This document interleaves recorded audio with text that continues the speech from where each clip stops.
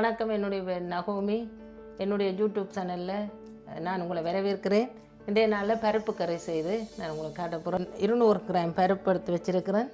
பருப்பை நாங்கள் இந்த சட்டிக்குள்ளே போட்டு 2 முறை நான் இந்த பருப்பை கழுவி எடுத்துட்டு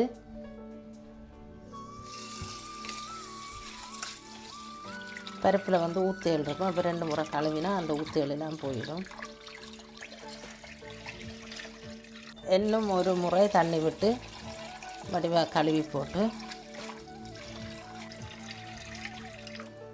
இனி நான் இதை அடுப்பில் வைக்க போகிறேன். இந்த பருப்பை இதுக்கு தேவையான அளவு தண்ணி வரும்.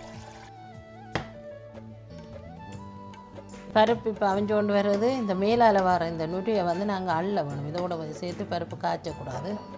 இப்படி அள்ளி ஒரு சட்டிக்குள்ளே வச்சுட்டு ஊற்ற வேணும்.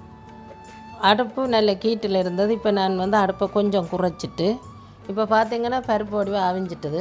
பருப்புக்கு தேவையான பொருட்களை இப்போ நான் இதுக்குள்ளே போட போகிறேன். தேவையான அளவு ஒரு வெங்காயம் பட்டி வச்சதுனால இது முழுக்கையும் போடுறேன். மற்றது உப்பு போடுறேன்.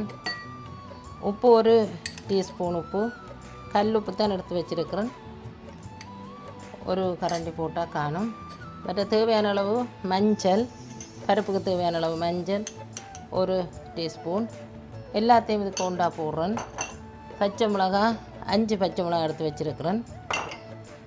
மற்றது 4 பல்லு உள்ளி இதுக்குள்ளே அரைச்சி குத்தி வச்சுருக்கிறேன் கிரைண்டரில். அப்போ அதையும் இதுக்குள்ளே போட்டு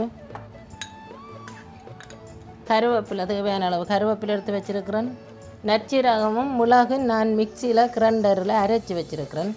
இதே நான் இதுக்கு இப்போ போடுறேன். போட்டுட்டு நாங்கள் இப்போ எல்லாத்தையும் சேர்த்து கலக்க போகிறோம்.